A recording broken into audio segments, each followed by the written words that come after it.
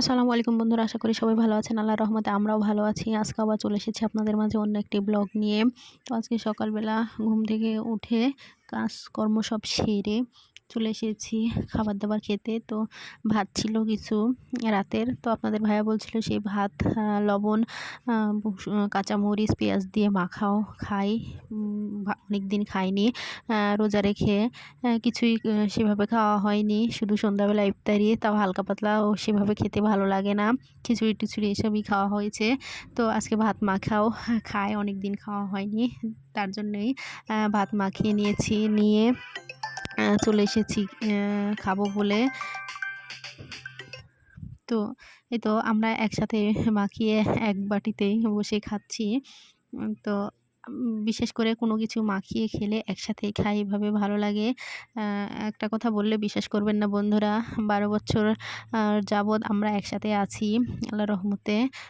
তো ১২ বছর যাবৎ আমরা পানিটা মনে হয় কোনোদিন আলাদা গ্লাসে খাইনি। প্লেটে হয়তো ভাত খেয়েছি আলাদা, কিন্তু পানিটা কোনোদিনই আলাদা গ্লাসে খাইনি। কোথাও গেলে হয়তোবা, তারপরেও মনে পড়ে না। তো এভাবেই দোয়া করবেন আমরা যেন সারাটি জীবন এভাবেই কাটাতে পারি একসাথে, যতদিন বেঁচে আছি আল্লাহর রহমতে। আর আপনারা দোয়া করবেন বেশি, বেশি করে আমাদের জন্য। তো এই তো আজকে বছরের ১ম আম মাখিয়ে খাবো। তার জন্য চলে এসেছি আম গাছে আম ছিঁড়বো বলে। তো আম বেশি বড় হয়নি, তারপরেও খেতে খুব ইচ্ছে করছিল। কে, কে এই বছরে ১ম আমার মতো এভাবে আম মাখিয়ে খেয়েছেন অবশ্যই কমেন্ট করে জানাবেন। আর না খেলে অবশ্যই খেয়ে দেখবেন। আম প্রতি বছর এই সময় আম অনেক বড়, বড় হয়ে যায়। কিন্তু এই বছর একটু আ দেখছি সবকিছু লেট, তার জন্য আমটা অত বড় হয়নি। আগে শুনেছি মা দাদিদের কাছে যে বৈশাখ মাসে আম পাকতেই হবে, না হলে বলে হয়ই না। বৈশাখ মাসে কোনো না কোনো জায়গায়, কোনো না কোনো গাছে আম পাকতেই হয় বলে। কিন্তু এখন আর সেই তো সবকিছুই তো অন অন্যরকম হয়ে গেছে। তো আম পাকা তো দূরের কথা, আমের মধ্যে এখনো বিচিটাও ভালো করে হয়নি। তারপরে এই আমগুলো মাখিয়ে খাবো বলে আ ছিঁড়বো। তো তার জন্যই দেখাচ্ছিলাম। ভিডিওতে কেমন লাগছে ক্যামেরাতে আপনাদের হয়তো খুবই ছোট মনে হচ্ছে, কিন্তু না, আসলে অতটা ছোট না। অ আছে মিডিয়াম সাইজের। তো এর চেয়েও বড় আছে আ কিছু।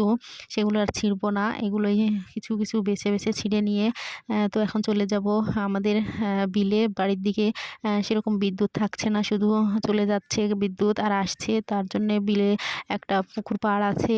সেখানে আমরা সবাই বসে থাকি দুপুরবেলা। বাতাস প্রচুর, খুব ভালো লাগে। তো ওখানেই চলে যাব আম তারপরে সবকিছু নিয়ে মাখিয়ে খাওয়ার জন্য। তো এই তো সবকিছু নিয়ে চলে এসেছি পুকুর পাড়ে। আর আমার মেয়ে বলছিল, "আম্মু আমি আম কাটবো।" তো ও দেখেন ও আম কাটছে। কিছুটা আমি কেটেছি, কিছুটা ও কাটছে। ও যেগুলো কেটেছে সেগুলোতে শুধু আমের একটু বিচিটাই আছে। আমের খোসার সঙ্গে সব আমগুলো কেটে ফেলেছে। ছোট বাচ্চা, ছোট মানুষ, তারপরেও জেদ কাটবে। তো দিয়েছি, ও কাটছে। দেখুন টেকনিকটা কেমন, মাশাআল্লাহ। আমার মেয়ে সব কাজেই আগ্রহ করে। মেয়ে মানুষ বলে কথা। আ কার, কার বাচ্চারা এরকম যে সব কাজে আগ্রহ দেখায়। তো আমার মেয়ে সব কাজে পারুক আর না পারুক একটু আগ্রহ দেখায়। তো এই তো আমগুলো সব ও আর আমি মিলে কেটে নিয়েছি। আর পাশে আরেকটা মেয়ে ছিল, ওটা হলো আমার আরেকটা ননদের মেয়ে। ও এসেছে আমাদের সাথে। আরও আছে অনেকেই। তারা ক্যামেরার সামনে ওইভাবে আসবে না বলে আসেনি। বুঝতেই তো পারছেন গ্রামের মানুষ সেভাবে ক্যামেরার সামনে আসতে চায় না। তাই ওদের আর নিয়ে আসিনি। তো সবার সাথে বসে গল্প করছি। আর আম আ সব সেভাবে বাটি-টাটিও নিয়ে যাইনি। নিয়ে গেছি, পলিথিনেই সবকিছু ধুয়ে নিচ্ছি। ধুয়ে কলাপাতাতে মেখে খাবো। কলাপাতাতে এভাবে মাখিয়ে খেতে অনেক ভালো লাগে। তো শুকনা মরিচ, লবণ এইসব দিয়েই আজকে মাখিয়ে খাবো। আ একটু চিনি দিলে সামান্য ভালো লাগতো। তারপরেও এখন তো ছোট আম, অত টক না। না টক না, মিষ্টি কেমন একটা স্বাদ এখন। একটু বড় হলে টক লাগবে, তখন আরও বেশি ভালো লাগবে খেতে। তো এই তো লবণ আর শুকনা মরিচ এসব দিয়েই আজকে মাখিয়ে আ নিচ্ছি ভালো করে। আ মরিচটা একটু নরম হয়ে গিয়েছিল লবণের সাথে থেকে। তার জন্য ডলে নিচ্ছি ভালো করে। যাতে বিচিটা মুখে পড়লে ভালো লাগে। শুকনা মরিচ দিয়ে যেকোনো জিনিস মাখালে খেতে ভালো লাগে। কার, কার ভালো লাগে আমাকে অবশ্যই কমেন্ট করে জানাবেন। তো শুকনা মরিচ দিয়ে লবণ দিয়ে ভালো করে আমটা মাখিয়ে নিচ্ছি। বেশি, বেশি করে মাখাচ্ছি তার কারণ আমের যে রসটা বের হবে সেই রসটা খেতে আমার খুব ভালো লাগে। কোনো জিনিস মাখিয়ে যেকোনো জিনিসই মাখিয়ে খাওয়ার পরে যেই তলানিটা থাকে সেটা আমার চেটে খেতে খুব ভালো লাগে। কার, কার এরকম হয় অবশ্যই বলবেন। তো আমার এভাবে খেতে খুব ভালো লাগে। আমার মেয়েও হয়েছে দেখছি আমার মতনই সবকিছুর লাস্টে যেগুলো থাকে সেটা চেটে, চেটে ও খায় আমার মতো। তো আমি বলছিলাম যে রসটা আমি খাবো। তার জন্যে বেশি, বেশি করে রস বের করছি আর মাখিয়ে খেয়ে বলছি খুব সুন্দর লাগছে বছরের ১ম আম। তো আমি ভিডিওটা এডিট করার সময় আমার মুখে পানি চলে এসেছে। কার, কার আমার মতো এভাবে মুখে পানি চলে এসেছে অবশ্যই কমেন্ট করে জানাবেন। একটু বেশি করে মাখিয়ে আমার এই ভাগ্নিটা আর আমি এখন খাচ্ছি। আমার মেয়ে যেহেতু ভিডিও করে দিচ্ছে তার জন্য ও বলছে, "আম্মু তোমরা আগে খাও, আমি পরে খাবো।" তো আমি ওকে দেখাচ্ছি। ও বলছে, "আমার কিন্তু জিভাতে পানি চলে এসছে আম্মু আমাকে একটা দাও।" তো ওকেও খাইয়ে দিচ্ছি। আর আমিও খাচ্ছি। আর আমাদের এই ভাগ্নিটা খাচ্ছে। আরও অনেকে আছে ওরাও খাবে। তো ওরা ক্যামেরার সামনে আসবে না তার জন্যই ওদের আনিনি। ওদের পরে আ দিয়ে দেব কলাপাতা তে করে আলাদা। আমরা আগে খেয়ে নিচ্ছি। তো বলতে পারেন যে আবার সবাই একসাথে আ খাবেন আ কেমন লাগবে? তো এসব জিনিস একসাথে খেতেই মজা লাগে, আনন্দ লাগে। আর আমরা তো গ্রামের সাধারণ মানুষ। আমাদের জীবনযাপন সবকিছুই সাধারণ। তো একটা জিনিস যদি রান্না করি আমরা শুধু একাই খাবো তা না কিন্তু। ওর বাড়িতে সবার বাড়িতে দিয়ে এসে তারপরে খাবো। এটাই আমাদের নিয়ম। একটা যদি শাকও রান্না করি আমরা, তো সেই শাকটাও সবাইকে দিয়ে একসাথে মিলেমিশে খাই। তো একসাথে সবাই বসে খেতে আলাদাই মজা। কোনো কিছু যদি মাখাই সবাইকে আগে ডেকে নিয়ে আসবো, "চলো আজকে এটা মাখিয়ে খাবো।" তারপরে এসে সবাই মিলে জড়ো হয়ে মাখাবো। মাখিয়ে এক পাত্রে এক জায়গায় বসে থেকে সবাই আনন্দ করে খাবো। কেউ কারো সাথে ঘৃণা নেই, কোনো রাগ নেই, কিছু নেই। যে তুমি কালো কি তুমি ফর্সা কি তোমার হাত পরিষ্কার কি অপরিষ্কার সেটা না। সবাই একসাথে আনন্দ করে খাবো মিলেমিশে এক এক হয়ে। যেকোনো সেরকম যেকোনো কাজ বাদলেও আমরা সবাই একসাথে মিলেমিশে করি। এর বাড়িতে ধান উঠেছে, ওর বাড়িতে গম উঠেছে, ওর বাড়িতে পেঁয়াজ উঠেছে, ওর বাড়িতে আলু উঠেছে। যার বাড়িতে যেটাই উঠুক সবাই মিলেমিশে একসাথে কাজ করে দেব। সবাই মিলেমিশে কাজ করলে খুব আনন্দ লাগে আর কাজটাও তাড়াতাড়ি হয়ে যায়। আমাদের গ্রামে এই একবদ্ধ সমাজটা এখনও আছে। আমাদের গ্রামে সমাজ বলে একটা ব্যবস্থা আছে। সেটা আ শহরে আছে কিনা জানি না। আর কার, কার দিকে এরকম সমাজবদ্ধ আছে অবশ্যই কমেন্ট করে জানাবেন। আমাদের গ্রামে আমরা কোনো কাজ যদি করি তো আমাদের গ্রামের যে মাতাব্বর আছে ওর কথা মতো তারপরে করব। তারপরে এই যে রো ঈদ আসে, ঈদের মধ্যে যে ফেতরা বলেন যে টাকাগুলো হয় সেটা আমরা বাড়িতে আলাদা করে দিব না। আমাদের যে মাতাব্বর আছে সমাজে তার কাছে দিয়ে আসবো। সেই ভাগ করে সব গরিব দুঃখীদের বিলিয়ে দেবে। আর তারপরে আবার চাঁদ রাতের দিনে সবাই মিলে সবার বাড়ি থেকে লাচ্চা, সেমাই, হাতে বানানো সেমাই সবকিছু নিয়ে গিয়ে এক জায়গায় বড় পাতিলে রান্না করে সবাই আবার বাড়িতে নিয়ে গিয়ে থালা বাসন নিয়ে গিয়ে নিয়ে এসে খাবো। সেটার মজাও আলাদা। তো এভাবে আমরা গ্রামের মানুষ সাধারণ জীবনযাপন করলেও আমাদের নিয়মগুলো খুব মজার, খুব আনন্দের আমাদের জীবনযাপন ব্যবস্থা। খুবই ভালো লাগে। আমার মনে হয় শহরের এই নিয়ম আছে কিনা জানি না। আর আমার মনে হয় শহরে নিয়ে গিয়ে রাখলে আমি থাকতে পারবো না। গ্রামই আমার ভালো লাগে। গ্রামের খোলামেলা হাওয়া বাতাস, এই যে এখন বিদ্যুৎ নেই। বাড়িতে থাকতে পারছি না, গরম লাগছে। এই তো চলে এসেছি পুকুর পাড়ে। কত সুন্দর বাতাস, নিরিবিল পরিবেশ। এই নিরিবিলি পরিবেশে বসে থেকে সবাই খাওয়া-দাওয়া করছি। তো এই তো আম্মাখানেও খাওয়া হয়েই গেছে প্রায়। এখন লাস্টের যে ঝোলটুকু আছে সেটা আমি চেটে, চেটে খাবো। সবাই বসে আছে আর আমি এই ঝোলটা খাচ্ছি। সবাই বলছিল যে আ এইসব খেলে নাকি পেটের সমস্যা হবে। তো আমি বলছি, "না আমার হয় না। আমার খুব খেতে ভালো লাগে।" তারপরে আজকে আমটা একটু টক তার জন্যে অ্যা অতটা টকও না, আবার মিষ্টিও না। কেমন একটা পানচে, পানচে ভাব। তার জন্যে ঝোলটাও অত ভালো লাগছে না। তারপরেও আ শুকনা মরিচ দিয়ে মাখিয়েছি। তার জন্য ওই বিচিটা মুখে পড়ছে। চিবিয়ে, চিবিয়ে খেতে ভালো লাগছিল। আমি বেছে, বেছে বিচিগুলো খাচ্ছি। সেগুলো ভালো লাগছে। তো আমার মেয়ে বলছিল ও খাবে। আমি বলছি, "না তুমি অল্প করে একটু খাও। ছোট মানুষ যেহেতু পেটের সমস্যা হতেও পারে।" কিন্তু আমি খাই। আমার সেরকম একটা সমস্যা হয় না। তারপরে তো বিপদ বলে আসে না। যদি আবার হয় তো অল্প করে একটু খাবো। তো আমার মেয়ে বলছিল, "কেমন লাগছে আম্মু?" তো আমি বলছি, "ভালো।" তো ওর আর লোভ সামলায় রাখতে পারছে না ও। তো বলছিল, "আমাকে দাও।" দেখুন ও মনে হয় ভাত খাবার মতো গাপসা, গাপসা করে খাচ্ছে। আমি আমও কিন্তু এভাবেই খেয়েছি আজকে। যেহেতু টক না, ভালোই লাগছিল। তো ভাত খাওয়ার মতন গাবসা, গাবসা করে একেবারে মুখে বেশি করে দিয়েই খেয়েছি। তো আমার মেয়েও দেখুন সেভাবেই খাচ্ছে। ওকে লাস্টে বলছিলাম যে, তুমি ঝাল লাগলে ফেলে দাও আর খেও না।" তো বলছিল, "না আমি খাবো।" তো ও কলার পাতা পুরোটা তুলতে পারছে না। তারপরেও তুলে কাত করে মুখে দিবে বলে তুলছে। তো আমি বলছিলাম, "গায়ে ভরলে কিন্তু গা জ্বালা করবে।" ও তার জন্যে চেটে, চেটে খাচ্ছিল।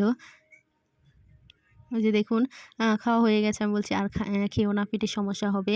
তো ওই যে ও কাত করে খাবে বলে তুলতে গিয়ে সব পড়েই গেছে বেশিরভাগ। অল্প একটু আছে। আমি বলছি, "আর খেও না।" তো ও লাস্টে বলছিল, "যাও আর খাবোই না।" এই বলে রাগ করেই আমার কথায় রাগই করেছে একটু করে ফেলে দিবে বলছিল। আমি বলছিলাম যে, "না খাও, আরেকটু আছে হালকা খাও।" তো খেয়ে দেয়ে ও সব ফেলে দিয়েছে। তো বলছিল, "খুব ভালো হয়েছে। হেম আবারও আসবো আম্মু এখানে খেতে।" এইভাবে। তো বলছিলাম, "আসবো, আরেকটু আম বড় হোক, আবার অন্যদিন খেতে আসবো।" তো এখন বাসায় চলে যাবো বেশ কিছুদিন। আ রোজা রেখে খাবার-দাবারের প্রতি খুব একটা রুচি নেই। তারপরে আবার ঈদের চাঁদ রাতের দিন থেকে মাংসই খাচ্ছি শুধু, আর ভালো লাগছিল না, মুখে রুচি লাগছিল না। তো আপনাদের ভাইয়া বলছিল মাছ দিয়ে পেঁয়াজ দিয়ে ভর্তা করতে। তো আমাদের দিকে একটা পেঁয়াজ হয়, সেটা হলো আ যেই পেঁয়াজের বিচিটা হয় ওই বিচির যে পেঁয়াজ, সেই পেঁয়াজকে আমরা কদম বলি। কদমের পেঁয়াজ। তো আপনাদের কার দিকে কি বলে, কি নামে আপনারা চিনেন অবশ্যই কমেন্ট করে জানাবেন। সেই কদমের পেঁয়াজটা খেতে খুব মিষ্টি, খুব ভালো লাগে। তো আমার ফুপু শাশুড়ির আ বাসায় সেই পেঁয়াজটা হয়েছিল। ফুপু শাশুড়ি পেঁয়াজ দিয়ে গিয়েছে আমাদের। তো সেই পেঁয়াজ দিয়ে আজ মাছ দিয়ে ভর্তা করব। আ শুধু যে ল্যাটা মাছ বা আমরা চ্যাং মাছ বলি, সেই চ্যাং মাছ দিয়েই ভর্তা করলে খেতে ভালো লাগে তা না। যেকোনো মাছ দিয়েই পেঁয়াজ দিয়ে এভাবে ভর্তা করলে খেতে ভালো লাগবে। যার মুখে রুচি নেই সেও ১ প্লেট ভাত চেটেপুটে খাবেন। তো যদি এইভাবে না খেয়ে থাকেন তারপরে খেয়ে দেখবেন। আর যদি খেয়ে থাকেন তাহলে তো কোনো কথাই নেই। তারা তো বলতেই পারবেন কেমন টেস্ট। তো এই পেঁয়াজ বেশি করে কেটে নিয়েছি। আর ঝাল, ঝাল করে ভর্তা করব। এই পেঁয়াজটা খেতে অনেক মিষ্টি। তার জন্যই ভর্তা করলে ভালো লাগে, ঝাল, ঝাল মিষ্টি, মিষ্টি। তো এই পেঁয়াজ বেশ কিছু পেঁয়াজ আমি কেটে নিয়েছি। নিয়ে এখন পেঁয়াজগুলো কাঁচামরিচ চিড়ে দিয়েছি। সেটা বেশ কিছুক্ষণ ধরে লাল, লাল করে ভেজে নেব। আপনারা তো জানেনই আমি যেকোনো রান্না করলেই মশলাগুলো একটু ভালোভাবে কষিয়ে নিই। আর বারে, বারে দিই, বারে, বারে নেড়েচেড়ে কষিয়ে নিই। সেটাতে তরকারির স্বাদটাই আলাদা হয় আর খেতে অনেক ভালো লাগে। তো এই তো পেঁয়াজ ভালো করে নেড়েচেড়ে নিয়েছি। ও এর মধ্যে একটু আ ই জিরেও দিয়েছি গোটা। তেল দিয়েছি, তেলের উপরে গোটা জিরে ফোড়ন দিয়েছি। দিয়ে তার মধ্যে পেঁয়াজ আর মরিচ দিয়েছি চেরা। তো দিয়ে ভালো করে নেড়ে নিয়েছি একটু লাল, লাল করে। তো এর মধ্যে এখন সব গুঁড়া মসলা দিয়ে দেবো আর বাটা মসলা। তো এবার একটু হলুদ গুঁড়া দিয়ে নিলাম। কাঁচা মরিচ দিয়েছি চেরা, তারপরেও একটু গুঁড়া দিব। একটু মরিচের গুঁড়া দিলে কালারটা ভালো আসবে, লাল, লাল হবে আর একটু ঝালটাও ভালো লাগবে। ঝাল একটু বেশি হবে। তো তার জন্য একটু লাল শুকনা মরিচের গুঁড়াও দিয়ে দিলাম। হলুদের গুঁড়া, শুকনা মরিচের গুঁড়া এগুলো দিয়ে সবকিছু এখন ভালোভাবে একটু নেড়ে নেব। তো ভালোভাবে সব একসাথে মিশিয়ে নিয়ে এর মধ্যে এখন বাটা মশলা দিব। আদা, রসুন আর জিরা একসাথে বেটে রেখেছি। আর একটু লবণ দিব পরিমাণ মতো, স্বাদমতো লবণ। লবণটা দিলে পেঁয়াজটা তাড়াতাড়ি নরম হয়ে যাবে। তো এখন সবগুলো আবার একসাথে ভালো করে কষিয়ে নিব। বেশ কিছুক্ষণ ধরে নেড়ে, নেড়ে। তো আজকে আমি সিলভার কাপ মাছ দিয়ে রান্না করব। সিলভার কাপের মাছের যে পেটিটা থাকে সেই পেটি দিয়ে এই এই পেঁয়াজের ঘাঁটিটা করব। সেই যেহেতু কাঁটা একটু কম হবে, আপনাদের ভাইয়া আবার মাছের কাঁটা বেছে খেতে চায় না মাছ। তার জন্যই কাঁটা যাতে না হয় তার জন্য মাছের পেটি দেব। তো ২ টা পেটি এর মধ্যে দিয়ে দিলাম। এই ২ টাতে দিলেই মাছ, মাছ হয়ে যাবে। আ তার জন্যেই দিয়ে দিলাম। এবার মাছটা দিয়ে ভালো করে আবার বেশ কিছুক্ষণ ধরে মশলার সাথে কষিয়ে নিব, যাতে মাছের কোনো গন্ধ আর মশলার কোনো গন্ধ পাওয়া না যায়। তো এভাবে বেশ কিছুক্ষণ নাড়তে থাকবো। নেড়ে নেড়ে যখন মশলা থেকে তেল ছেড়ে দেবে আর মাছটারও কালার চেঞ্জ হয়ে যাবে, তো তখন এর মধ্যে পরিমাণ মতো পানি দিয়ে দেব। এম শুধু তো পেঁয়াজ আর মাছের পেটি, খুব একটা বেশি পানি দেওয়ার প্রয়োজন নেই। অল্প সামান্য একটু পানি দিলেই এটা সিদ্ধ হয়ে যাবে। পেঁয়াজ প্রায় অর্ধেক সিদ্ধ হয়েই গেছে, আর বাকিটা একটু ঝোল দিলেই হয়ে যাবে। তো এই তো বেশ কিছুক্ষণ ধরে এভাবেই অনবরত নেড়ে নেড়ে কষিয়ে নেব। তাছাড়া তলাতে লেগে যাবে। মাটির চুলার রান্না তো এমনিতেই স্বাদ হয়। তারপরে অল্প জালে রান্না করছি, যাতে সময় বেশি লাগলেও রান্নাটা খেতে খুব ভালো লাগে। জালটা একবারে লো রেখেছি। লো বলতে দেইনি বললেই চলে। চুলার যেই তাপটা আছে সেই তাপেই রান্নাটা করছি নেড়ে-চেড়ে। তো এবার এর মধ্যে ঝোল দিয়ে দেবো, এই তো সামান্য একটু দিয়ে এখন ঢাকনা দিয়ে রেখে দেবো। ঝোল দিয়ে এখন একটু জাল দিব, যাতে ঝোলটা তাড়াতাড়ি টেনে যায়। এখন ঢাকা দিয়ে রেখে দেব। ২-৩ মিনিট ভালো করে জাল করে নিয়ে আ একটু পরপর খুলে দিয়ে, ঢাকনা খুলে দিয়ে নেড়ে-চেড়ে দেখব যাতে তলায় লেগে না যায়। যেহেতু পেঁয়াজ তলায় লেগে যেতে পারে। তো এই তো যখন পানিটা শুকিয়ে এসেছে, এখন একটা গোল হাতা দিয়ে এটাকে ঘন্ট করে নেব, মানে ঘাঁটি করে নেব। পেঁয়াজ আর মরিচ সবকিছু একসাথে ভালো করে ঘুটে নিব। ঘুটে যখন একবারে প্লেন হয়ে যাবে বা পালিশ হয়ে যাবে, তখন এই ঘাঁটিটা খেতে খুব ভালো লাগবে। এটাকে ঘাঁটি বললেও চলে, আবার ভর্তা বললেও চলে। পেঁয়াজ আর মাছ দিয়ে ভর্তা বললেও আ চলবে। তো আমরা ঘাঁটিই বলি। আপনারা ভর্তা বললেও বলতে পারবেন। তো এই তো ভালোভাবে সবকিছু একসাথে এখন মিশিয়ে নেব। কোনো কিছু যাতে আস্ত না থাকে, মাছটাও যাতে আস্ত না থাকে। ২-১ টা যদি কাটা থাকে সেটা বেছে ফেলে দেব। দিয়ে এইভাবে বেশ কিছুক্ষণ ধরে এটা নেড়ে নেব। এই যে দেখুন, নাড়তে নাড়তে সবগুলো এখন একসাথে মিক্সড হয়ে পালিশ হয়ে যাচ্ছে। কোনো কিছু যাতে চিবিয়ে খেতে না হতে হয় আর আস্ত না থাকে, সেরকম করে পালিশ করে ঘাঁটি করে নেব। যেহেতু পেঁয়াজ অতটা আর পালিশ হবে না। এটা তো আর যে আলু বা কচু কিছু না, এটা পেঁয়াজ, অত বেশি ঘাঁটি হবে না। তারপরেও যতক্ষণ আ করা যায় সেইভাবে ঘাঁটি করে নেব। মরিচ আর মাছটা একবারে পেঁয়াজের সাথে ভালো করে ঘাঁটি করে মিশিয়ে নেব। এটা আমি চুলার উপরেই রেখেছি। এই যে দেখুন, আমার ভর্তা বলেন আর ঘাঁটি বলেন পেঁয়াজের, সেটার ফাইনাল লুক কতটা দেখতে সুন্দর হয়েছে। তো বন্ধুরা, আমার ভিডিও যদি আপনাদের ভালো লেগে থাকে, তাহলে আপনারা অবশ্যই বেশি বেশি করে লাইক, কমেন্ট এবং শেয়ার করবেন। আর চ্যানেলটি সাবস্ক্রাইব করতে ভুলবেন না। আপনাদের সাপোর্ট ছাড়া আমরা সামনে এগিয়ে যেতে পারবো না। তো বন্ধুরা, আজকের মতো ভিডিও এখানেই শেষ করব। সবাই আমাদের জন্য দোয়া করবেন, আমার মেয়ের জন্য এবং আমার পরিবারের জন্য দোয়া করবেন। আজকের মতো এখানেই শেষ করছি। আল্লাহ হাফেজ।